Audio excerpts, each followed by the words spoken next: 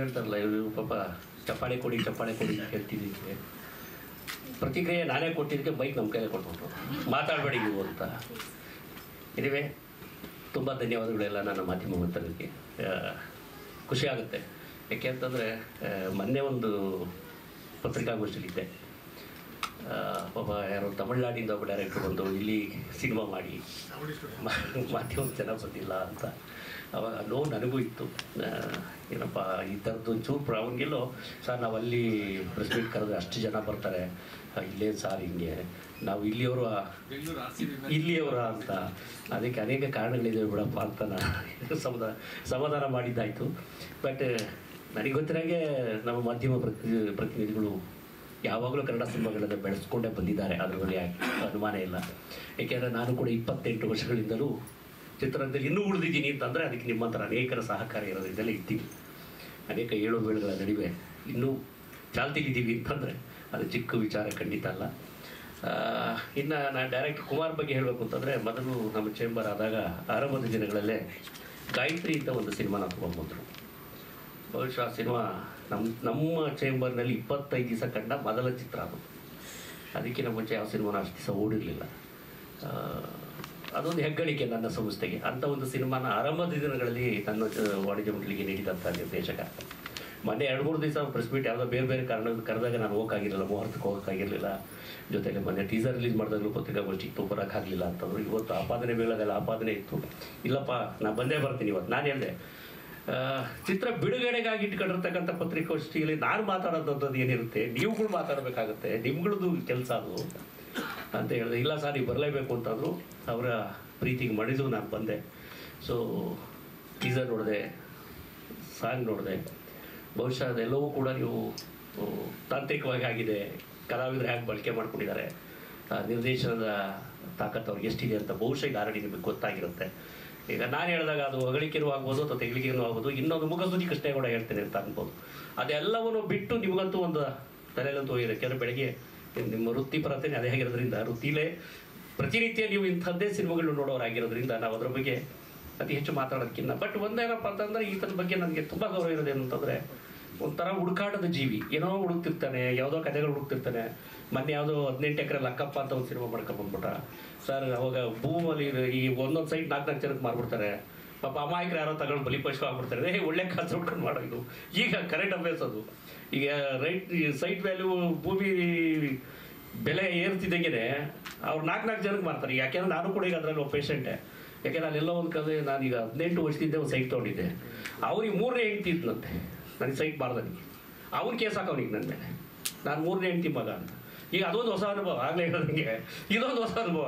ಈ ಸೈಟ್ ಮಾರೋದಿಗೆ ನಿನ್ಗೆ 8 ಜನ ಹೇಳ್ತಿದ್ದೀರ ಅವರಪ್ಪ, ಇದೆಷ್ಟೇ ಜನ ಈ ವಂಶವೃಕ್ಷದಲ್ಲಿ ಇವೆಲ್ಲವೂ ಸೇರಿಸ್ಕೊಡಪ್ಪ ಅಂತ ಒಂದು ಕೇಳುವ ಒಂದು ಹೊಸ ಅನುಭವ ನನಗಾಯಿತು. ಆಗಲೇ ಹೇಳ್ದಂಗೆ ಅಲ್ಲ, ವಂಶವೃಕ್ಷದಲ್ಲಿ ಅವ್ರು ಬಿಟ್ಟು ಹಾಕ್ಬಿಟ್ಟಿರ್ತಾರೆ.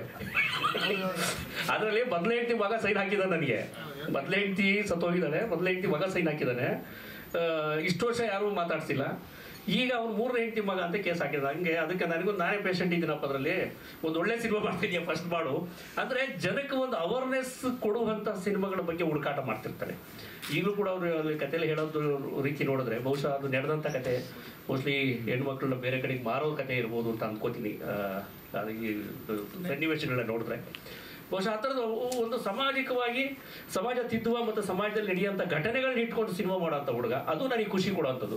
ಇನ್ನು ಎಲ್ಲರೂ ಸಿನಿಮಾ ಮಾಡೇ ಮಾಡ್ತೀವಿ, ಅದು ಸಿನಿಮಾದ ಗುಣಮಟ್ಟ ಅಥವಾ ತಾಂತ್ರಿಕವಾಗಿ ಅಥವಾ ಚಿತ್ರೀಕರಣನ ದೌರ್ಬಲ್ಯ ಅಥವಾ ನಾವು ಚಿತ್ರ ಮಾಡ್ಬೇಕಂತಂದ್ರೆ ಕೆಲವು ಹಣಕಾಸಿನ ಮುಗ್ಗಟ್ಟಿನಿಂದಲೋ ಅಥವಾ ಇನ್ನೇನೋ ಒಂದು ರೀತಿಯಲ್ಲಿ ಒಂದು ಸ್ವಲ್ಪ ದುರ್ಬಲ ಆಗ್ಬೋದು ಅನ್ನೋದು ಬಿಟ್ಟರೆ, ಬಟ್ ಯಾವುದೋ ಒಂದು ಗಟ್ಟಿ ಕಥೆಯನ್ನು ನಾನು ಹೇಳಕ್ಕೆ ಹೊರಟಿದ್ದೀನಿ ಅಂತಂದಾಗ ಅಲ್ಲಿ 4 ಶಾರ್ಟ್ ಕಡಿಮೆ ತೆಗೆದ್ರು ಕತೆ ನೋಡಿಸುತ್ತೆ. ಅಥವಾ ಯಾವುದೋ ಲೊಕೇಶನ್ ಹಿಂಗೇ ಬೇಕು, ಆ ಸಿನಿಮಾಕ್ಕೆ ಸಟ್ಟೆ ಹಾಕಬೇಕು, ಆ ಥರದ್ದೇ ಕಲಾವಿದರು ಬೇಕು ಅನ್ನೋದು ಬಿಟ್ಟು ಕೂಡ ಒಂದು ಕತೆ ಹೇಳ್ತಾ ಹೋಗುತ್ತೆ. ಯಾಕೆಂದರೆ ನಿಮಗೆಲ್ಲ ಗೊತ್ತಿರೋಂಗೆ ತಿಥಿಯಿಂದ ಹಿಡಿದು 3-2 ಏನೋ ಒಂದು ಸಿನಿಮಾ ಬಂತು, ಆ ಥರದ ಸಿನಿಮಾಗಳಿಂದ ಹಿಡಿದು ಕಲಾವಿದರಿಂದಲೇ ಕತೆ ಗಟ್ಟಿಯಾಗಿದ್ದು ನಿರ್ದೇಶಕನೇ ಹೀರೋ ಆದ್ರೆ ಸಿನಿಮಾ ಓಡಿರೋದ್ರೆ ಪುಟ್ಟಣ್ಣ ಕಣಗಾಲಿನಿಂದ ಇವತ್ತಿನ ಬಟ್ಟನವರೆಗೆ ಮತ್ತು ಇಲ್ಲಿಂದ ಮುಂದುವರೆಗೂ ನಾವು ಸಿನಿಮಾಗಳು ನೋಡ್ತಾ ಬಂದಿದ್ದೀವಿ, ಗೆದ್ದಿರೋದು ನೋಡಿದ್ದೀವಿ. ಇಲ್ಲಿ ಕಥೆಯ ಜೊತೆಗೆ ನಿರ್ದೇಶಕ ಹೀರೋ ಆದರೆ ಖಂಡಿತ ಸಿನಿಮಾ ಗೆದ್ದಿದ್ದಾವೆ. ಅದಕ್ಕೆ ಪೂರ್ವಕವಾಗಿ ನಿಮ್ಮೆಲ್ಲರ ಸಹಕಾರ ಇದ್ದೇ ಇರುತ್ತೆ. ಈ ಥರ ಈ ಸಮಾಜ ತಿದ್ದುವ ಮತ್ತು ಸಮಾಜಕ್ಕೆ ಏನೋ ಒಂದು ಅವೇರ್ನೆಸ್ ಕ್ರಿಯೇಟ್ ಮಾಡುವ ಇದೇ ಥರದ ಸಿನಿಮಾಗಳನ್ನ ಮಾಡ್ತಾ ಬರ್ತಿದ್ದಾರೆ ಅವರು. ದಯವಿಟ್ಟು ನಿಮ್ಮ ಸಹಕಾರ ಇರಲಿ. ಇವರು ಮುಂದೂ ಕೂಡ ಇದೇ ಥರದ ಹುಡುಕಾಟದಲ್ಲೇ ಸಿನಿಮಾಗಳು ಮಾಡ್ತಿರಲಿ ಅಂತೇಳಿ ನಾನು ಮಾತುಗಳನ್ನ ಮುಗಿಸ್ತೀನಿ. ನಮಸ್ಕಾರ.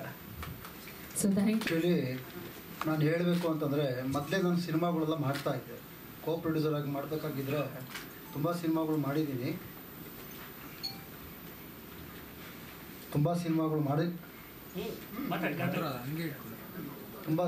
ಮಾಡಿದ್ದೀನಿ.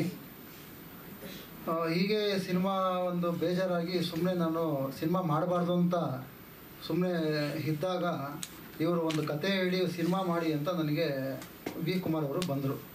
ಸರಿ, ಆ ಸಿನಿಮಾ ಮಾಡೋಣ, ನೀವು ಕತೆ ಹೇಳಿ ಅಂತೇಳಿ. ಕತೆ ತುಂಬ ಇಷ್ಟ ಆಯಿತು.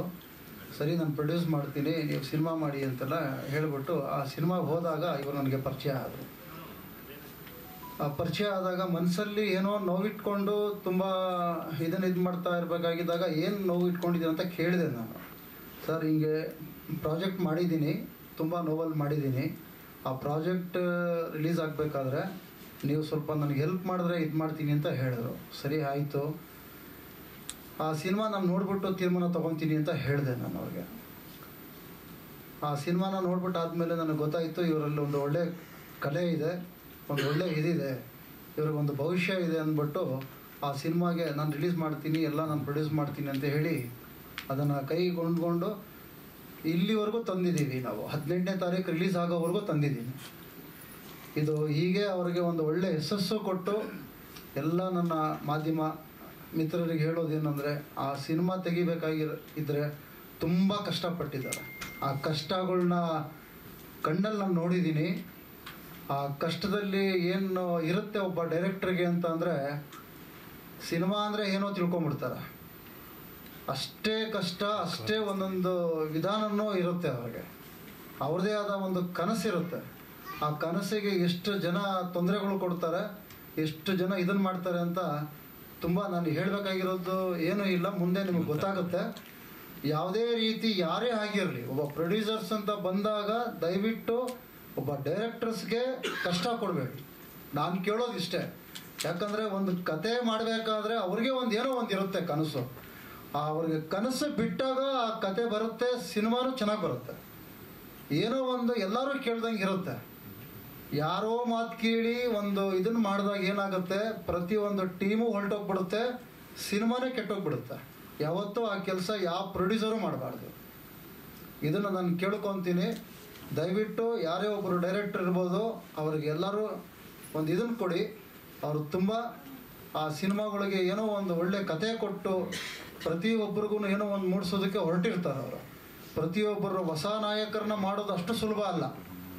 ಎಲ್ಲ ಹೇಳ್ತಾರೆ, ಸುಮ್ಮನೆ ಈ ಸಿನಿಮಾದಲ್ಲಿ ಅವ್ರು ಬಂದರು ಇವ್ರು ಬಂದರು ಸ್ಟಾರ್ ಹಾಕ್ತಾರೆ. ಸ್ಟಾರ್ ಹಣೆ ಬರ ಇದ್ದರೆ ಸ್ಟಾರ್ ಹಾಕ್ಬಿಡ್ತಾರೆ, ಹಣೆ ಬರ ಇಲ್ಲಾಂದರೆ ಸ್ಟಾರ್ ಆಗಲ್ಲ. ಏನೋ ಒಂದು ನಡ್ಕೊಂಡು ಹೋಗುತ್ತೆ. ಒಂದು ಹೊಸೊಬ್ಬರಿಗೆ ಚಾನ್ಸ್ ಕೊಟ್ಟು ಅವ್ರನ್ನ ಒಂದು ತಲೆ ಮೇಲೆ ತರೋದಿದೆಯಲ್ಲ, ಇದು ತುಂಬ ಗ್ರೇಟ್ ಆಫ್ ಅಂತ ನಾನು ಕೇಳ್ಕೊತೀನಿ. ಇಂಥ ಡೈರೆಕ್ಟರ್ ಸಿಗಬೇಕಾದ್ರೆ ತುಂಬ ಪುಣ್ಯ ಮಾಡಿರಬೇಕು ನಾವು. ನಾನು ನಮಸ್ಕಾರ ಮಾಡ್ತೀನಿ. ಈ ಕತೆ ನಾನು ಸುಮಾರು ಜನಕ್ಕೆ ಹೇಳಿದೆ ನಾನು ಮಾಡಲ್ಲ, ಪ್ರೊಡ್ಯೂಸ್ ಮಾಡಲ್ಲ ಅಂತ ಅಂದರು. ಆಮೇಲೆ ಇನ್ನು ಕೆಲವರು ಆಶ್ವಾಸನೆ ಕೊಟ್ಟರು. ಒಂದು 2 ವರ್ಷ ಟೈಮ್ ಎಷ್ಟಾಯಿತು. ಕರೋನಾಕ್ಕಿಂತ ಮುಂಚೆ ಈ ಮೂಲ ಕತೆ ನಾನು ಫುಲ್ ಹೇಳಿದೆ ಅವ್ರಿಗೆ, ಪ್ರೊಡ್ಯೂಸರ್ಸ್ಗೆ. ಸುಮಾರು ಪ್ರೊಡ್ಯೂಸರ್ಸ್ ಗಾಂಧಿನಗರದಲ್ಲಿ ಕರೆಸಿ ನನಗೆ ತುಂಬ ಅವಮಾನ ಆಯಿತು.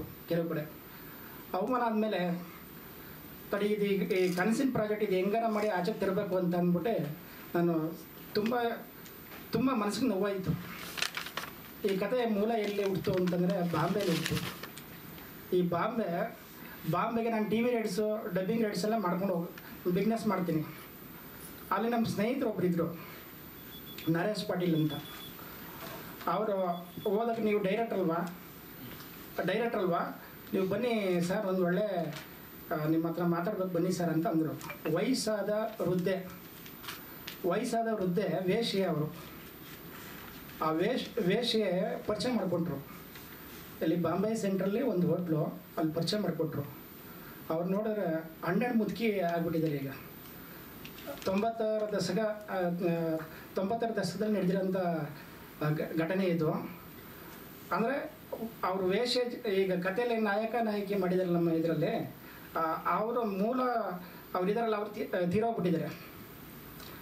ಅವ್ರ ಫ್ರೆಂಡು ಇವ್ರ ಅಜ್ಜಿ ನನಗೆ ಕತೆ ಹೇಳಿದ್ರು. ನೋಡ್ರಿ ಅವ್ರದ್ದು ಲೈಫು ಈ ವೇಷ ಅಡ್ಡಕ್ಕೆ ತಗೊಂಡೋಗಿ ತಗಲಾಕ್ಸಿ ಅಮಾಯಕರನ್ನು ತಗೊಂಡೋಗಿ ಹಾಳು ಮಾಡ್ತಾರಲ್ಲ ಕೆಲವರು, ಆ ಘಟಕದಲ್ಲಿ ನಡೆದಿರೋಂಥ ಘಟನೆ ಇದು.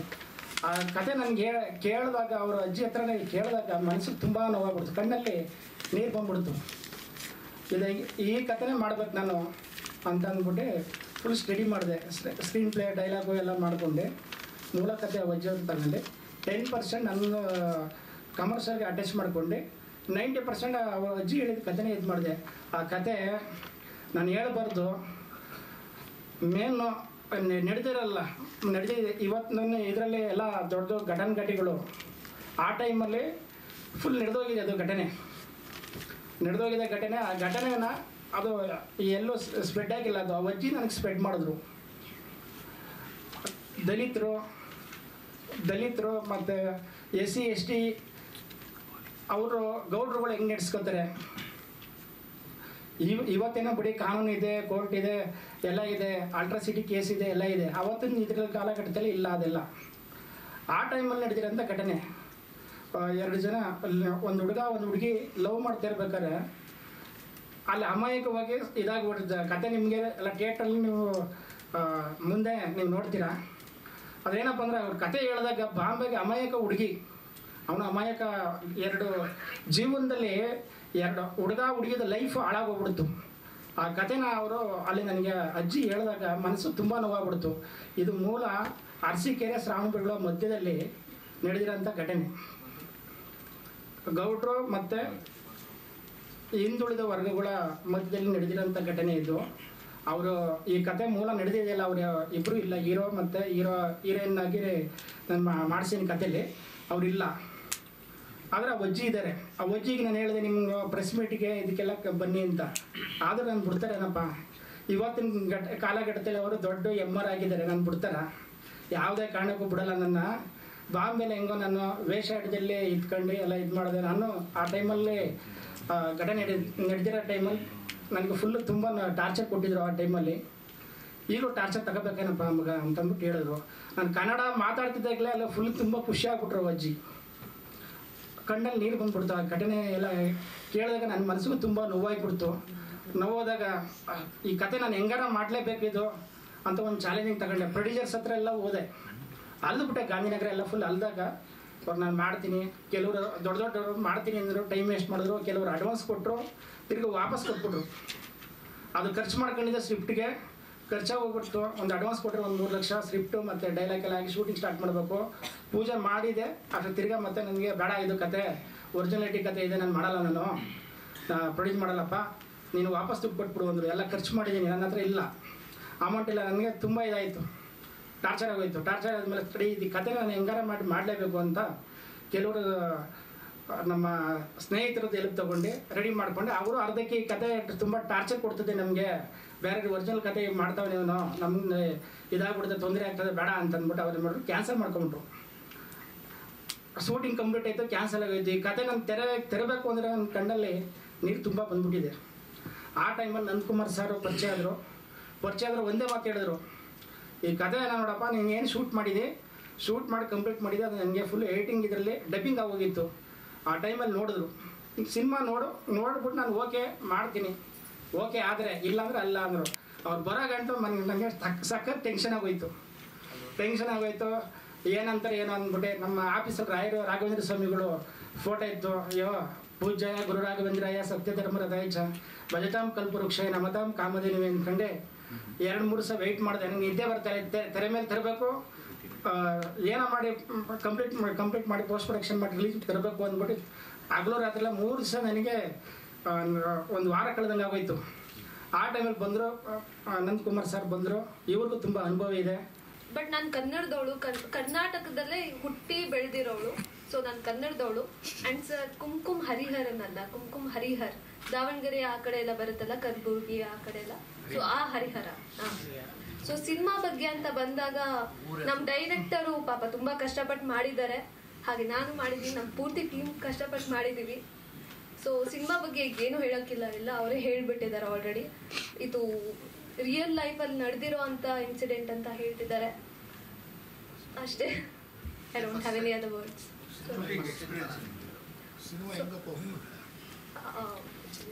ಸ್ಟೋರಿ ಕೇಳ್ಬಿಟ್ಟು ಒಪ್ಕೊಂಡೆ ಆ್ಯಕ್ಚುಲಿ. ನಾನು ರಿಯಲ್ ಸ್ಟೋರಿ ಅಂತ ಬಂದಿದ ತಕ್ಷಣ ನನಗೆ ಇಲ್ಲ ಮಾಡಲೇಬೇಕು ಅನ್ನೋ ಇದಿತ್ತು.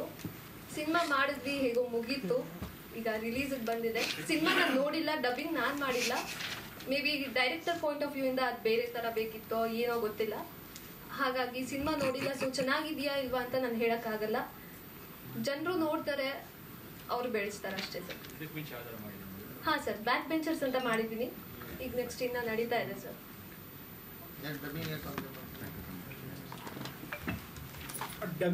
ಡಬ್ಬಿಂಗ್ ಬಂದ್ಬಿಟ್ಟು ಮಾಡ್ಸೋಕ್ಕೆ ಆ ಟೈಮಲ್ಲಿ ಫುಲ್ ತೊಂದರೆ ಆಗಿತ್ತು. ಏನು ತೊಂದರೆ ಅಂತಂದರೆ ಅವ್ರ ಅಮ್ಮ ತೀರೋಗ್ಬಿಟ್ಟಿದ್ರು ಆ ಟೈಮಲ್ಲಿ. ಫೋನ್ ಮಾಡಿದೆ 2-3 ಸರಿ. ತುಂಬ ಕಷ್ಟದಲ್ಲಿದ್ದರು ಆ ಟೈಮಲ್ಲಿ. ಸರಿ ನಮಗೆ ವಿಧಿಲ್ಲ ಅಂದ್ಬಿಟ್ಟು ಕಂಪ್ಲೀಟ್ ಮಾಡಿಬಿಟ್ಟೆ. ಚಿತ್ರ ಅಂತ ಅಂದ್ಬಿಟ್ಟು ಮಾಡಿದ್ದಾರೆ ಡಬ್ಬಿಂಗ್. ಚೆನ್ನಾಗಿ ಮಾಡಿದ್ದಾರೆ ಸಿಂಗರು. And warm welcome for all the media present here and the respected dignitaries who are sitting on the stage. Actually, I'm very proud to be here.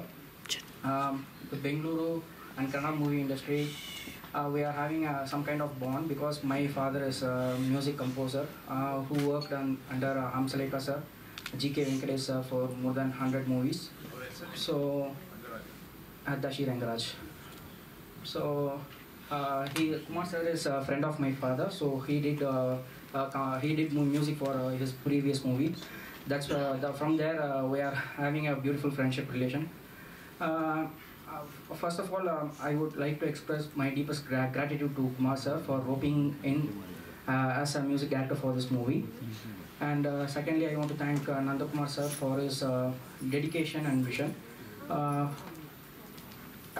From the starting, Nandakumar sir is involved in each department of the post-production, so he is very gentle. And thank you, sir. And I have an incredible experience working with the new team, debutant Vijay, who played a good character and he has justified his role in the screen. So you may all see him at April 18. And heroine Kumkum also had played a very nice character. And you have not seen one character in the trailer, that is Dubai Rafiq sir. He has played a very important role, but it is a short role, but you will all enjoy when his presence on the screen. So thank you, sir. While composing music for this movie, we had myself and Kumar sir had we are agreed at one point that this music should not be sounded at a current trend, so it should be sounding like late 80s and 90s. So the strings part alone sounds like 80s and 90s, and we used a distorted guitar and distorted synth sounds. So first we discussed and he said that only 2 songs are there in the movie, but actually there are 5 songs in the album. Which you may all see after the release.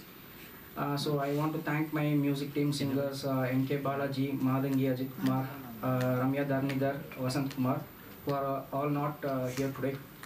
And my musician team Navan, who played brilliant violin themes. In this movie, another hero, silent hero, is the violin. So almost 20 to 30 minutes there will be a violin theme in different genres. There is a sad part will be coming and a happy part will be coming, and a climax sequence also will be based on the violin theme.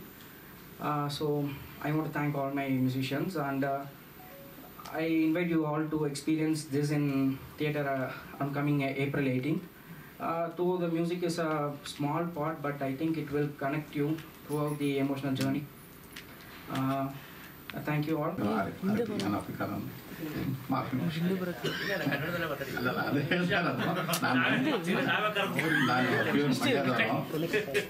Mandya ಗೌಡ್ರು ಇದರಲ್ಲಿ ನಾನು ಇರೋದು. But ಈ ಸಿನಿಮಾದಲ್ಲಿ ಒಳ್ಳೆ ಪಾತ್ರ ಕೊಟ್ಟಿದ್ದಾರೆ ಕುಮಾರಣ್ಣ. ನಮ್ಮ ಮನೆಗೆ ಬಂದು ಹೇಳಿದ್ರು ಪಾತ್ರ ಈ ಥರ ಪಾತ್ರ ಇದೆ ಅಂತ. ಕುಮಾರಣ್ಣನಿಗೆ ಹೇಳಿದೆ ದಯವಿಟ್ಟು ಬಿಟ್ಬಿಡು, ಯಾಕಂದರೆ ನನ್ನ ಹೆಂಡತಿ ನನಗೆ ಚೆನ್ನಾಗಿ ಬಿಡ್ತಾರ. ಹೆಂಗೆ ಬಾರಿಸ್ತಾರಂದರೆ ಅದು 2 ಹೆಂಡತಿ, ಒಂದು ದುಬೈ ಒಂದು ಇಂಡಿಯಾ. ಅಣ್ಣ ಹೇಳಿದ್ರಲ್ಲ, ಅದು ಕಂಪ್ಲೀಟ್ ಕೌಂಟ್ರ್ ಕೊಟ್ಬಿಡೋಣ. ಯಾಕಂದರೆ ನಾಳೆ ಇದಾಗಬೇಡ. ಸೌದಿ ಇದೆ, ದುಬೈಲೇ. ಆಮೇಲೆ ನಾನು ಹೇಳಿದೆ ಇಬ್ಬರು ಸೇರ್ಕೊಂಡು ಹೊಡಿತಾರೆ ಕಣೋಣ, ಬೇಡ ನಿನ್ನ ಕಾಲು ಮುಗಿತೀನಿ ಅಂದೆ. ಅದೇ ಹೇಳ್ಕೊಂಡು ಬರ್ತಾ ಇದ್ದೀನಿ ಸರ್, ಬಿಟ್ಬಿಡಪ್ಪ ಅಂತ. ಅದೇ ಪಾತ್ರದ ಬಗ್ಗೆನೇ ನಡೀತಾ ಇರೋದು. ಒಂದು ಗೌಡನ ಪಾತ್ರ ಭಾಳ ಕೆಟ್ಟವನು.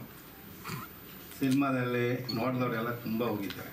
ಒಳ್ಳೆ ಮಗ ಹಿಂಗೆ ಮಾಡಿದ್ದಾನೆ, ಹಂಗೆ ಮಾಡಿದ್ದಾನೆ, ಇದು ಊರಿಗೆ ಓಡಾಡಿಸಿದ್ದಾನೆ, ಎಲ್ಲ ಮನೆಗೆ ಹೋಗಿ ದೀಪ ಹಚ್ತಾನೆ, ಇವನು ದೀಪ ಹಾರಿಸ್ತಾನೆ, ಏನೇನೋ ಕೊಟ್ಟಿದ್ದಾರೆ ಡೈಲಾಗು. ತುಂಬ ಚೆನ್ನಾಗಿದೆ ಪಾತ್ರ. ಆ ಪಾತ್ರಕ್ಕೆ ಎಲ್ಲ ನೋಡಿದ್ದಾರೆ, ನೋಡ್ಬಿಟ್ಟು ಹೇಳಿದ್ದಾರೆ ಮೊನ್ನೆ ಚೆನ್ನಾಗಿ ಮಾಡಿದ್ಯಪ್ಪ ಅಂತ.